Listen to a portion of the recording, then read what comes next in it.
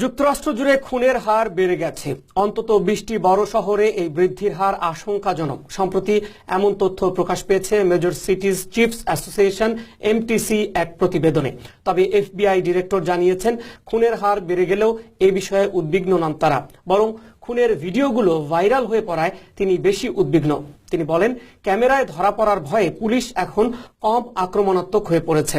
বিস্তারিত জানাচ্ছেন Abu Noman.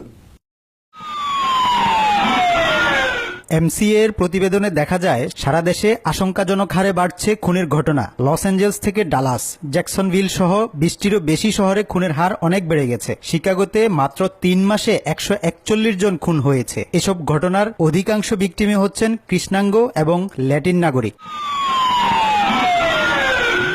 FBI director James কোমেই দাবি করেছেন, ক্যামেরায় ধরা পড়ার আশঙ্কায় আসামি ধরার ক্ষেত্রে পুলিশ কর্মকর্তারা আগের চেয়ে কম আক্রমণাত্মক আচরণ করছেন। সান ফ্রান্সিসকো পুলিশের প্রহারের ভিডিও ভাইরাল হয়ে যাওয়ায় এর প্রভাব পড়েছে বলে মনে করেন তিনি।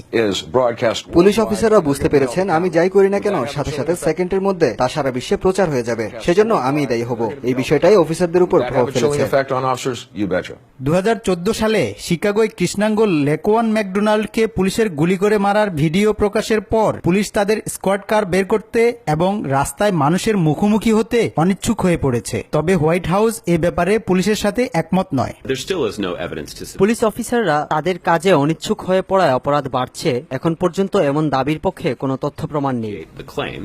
প্রতিবেদনে নিউ ইয়র্ক সহ কিছু বড় শহরে খুনের হার কমে যাওয়ার কথা আছে। যদিও দেশ জুড়ে খুনের হার বেড়ে যাওয়ার কারণ নিয়ে বিতর্ক আছে, কিন্তু এই কথা সত্য, দেশের অনেক শহরের রাস্তাই এখন আর নিরাপদ নয়।